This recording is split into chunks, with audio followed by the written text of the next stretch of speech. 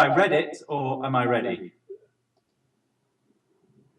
Well, what about the facts? So I guess you agree with the importance of PT35B. Absolutely, yes. What about K1, the timer that was found in Togo? Would you agree that without it, PT35B would never have been identified? Yes, that's correct. It was critical to the identification. I mean, the only other timer that the authorities were aware of, the Western authorities, was that seized in Senegal. But apparently they only had photographs of that, and the photographs only showed the outside of the circuit board, not the circuitry. So that didn't betray the circuit pattern. So without the Togo timer, they wouldn't have been able to make a match, according to the official story, because there was they had no sample available to them, either photographic or actual, that showed the circuit pattern. Good. We'll skip the question because we are going to come back to it at the end of this.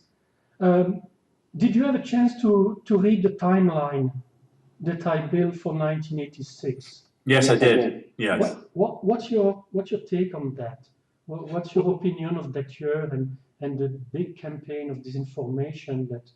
Well, this is something I talked a bit about in McGrahy, You Are My Jury, yeah. And it did strike me that the timing was rather suspicious. The fact that the discovery or the supposed discovery of this timer came immediately after a campaign of disinformation had been authorized.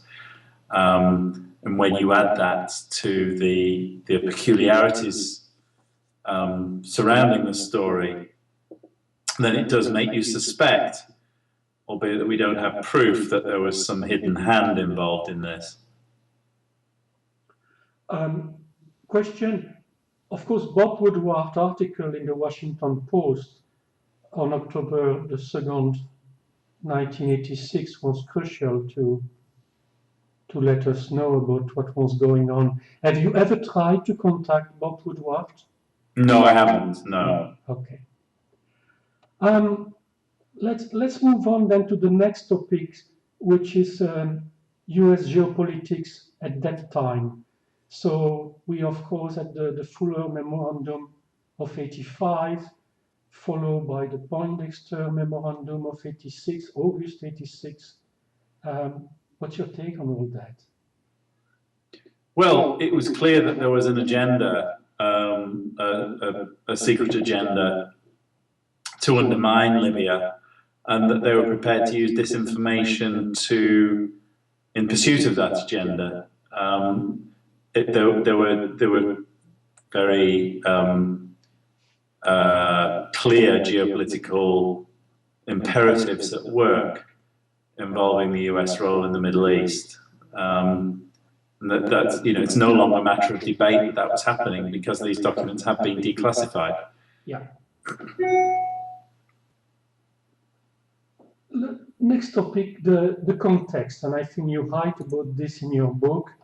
So 85, 86 are pretty tense years for Libya and countries such as France, United Kingdom, and the US, of course. France at war with Libya and Chad, Libya supplying weapons and explosives to IRA, and of course Reagan, who just ordered the bombing of Tripoli in retaliation for what happened in the discotheque La Belle. Any comments about all that?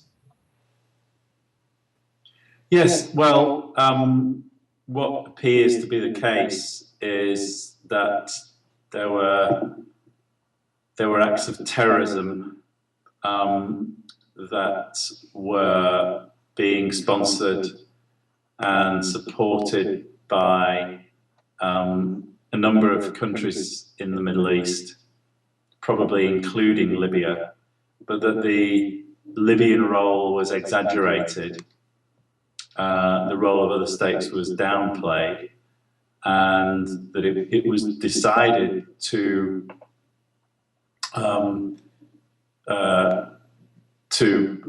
effectively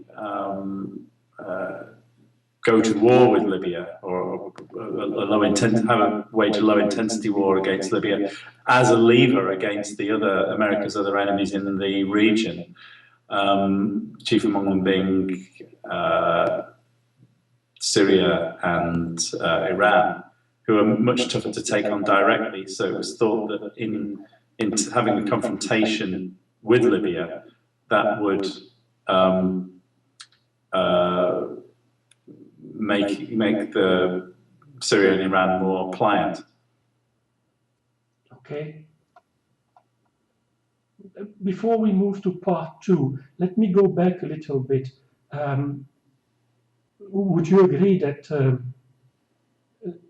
Libya supplying weapons to the IRA was probably a very, very serious problem for London?